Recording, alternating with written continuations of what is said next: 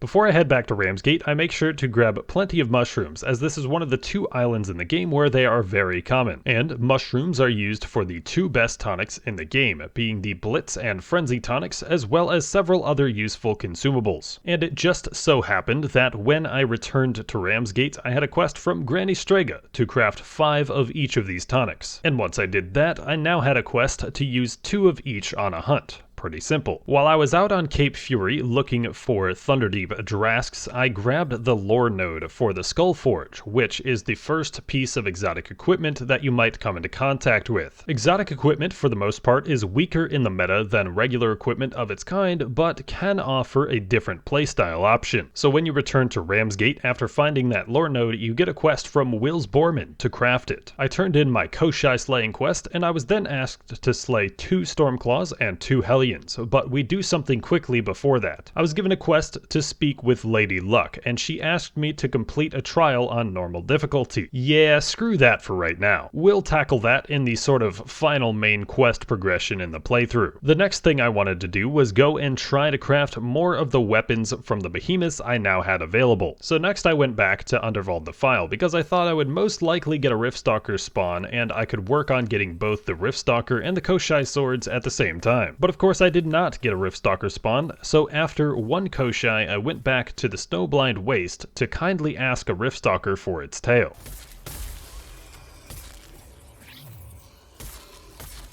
And I only needed 1 more, so once it was dead, I went back to Ramsgate. Because I had used tonics on those fights, I was able to complete the Blitz and Frenzy tonic quest, which then gave me a quest from Cat Sorrel, which asked me to complete a 1 to 13 Terra escalation. We are also going to leave this for the final progression steps in the next episode. So I went to Will's and crafted my Riftstalker sword. Riftstalker weapons are among the best weapons in the game for most of the weapon classes, in particular the hammer, axe, sword, and strikers. I then did some Slayer's Path stuff, claimed a bounty, and I decided to set off for Cape Fury again. And this time I actually found a Thunderdeep Drask. Thunderdeep Drask is the dire version of Drask, and it came back to the game rather recently and got a huge makeover when it did. Breaking the head or tail of this behemoth while it is enraged or aether charged will give you a couple of rumor quests depending on which break you collected. So be sure to do that if you want some more fashion choices, which is the true endgame of Dauntless. And the other behemoth I was on the island for was Stormclaw. Stormclaw is the cousin of the Embermane, and its dire variant, the Tempestborn Stormclaw, is one of those behemoths that not a lot of people enjoy fighting. Stormclaws periodically will run across the arena and shoot shock orbs at you, and when they do, attacking the orbs will send them back at Stormclaw, and if it hits, it will stun the behemoth for a while. It can create electricity, but it doesn't enjoy when electricity hits it. The legs of this behemoth have the least amount of HP, which you can use to your advantage. I'll go ahead and let the rest of this fight play out.